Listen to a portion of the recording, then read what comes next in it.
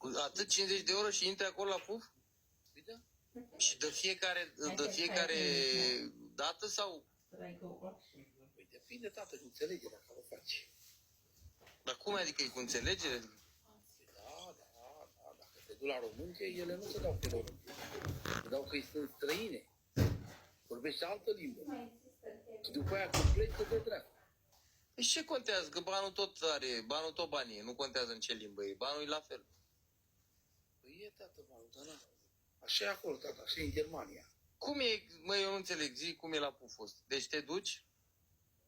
Te duci, tată, le găsești în stradă și de acolo pleci cu el. Alegi și tu acolo, vezi și tu care cum e. Una e mai scumpă, una mai ieftină, una mai... Aha. Te tomești cu ele. Ca la târg. Exact ca la târg, la vaci.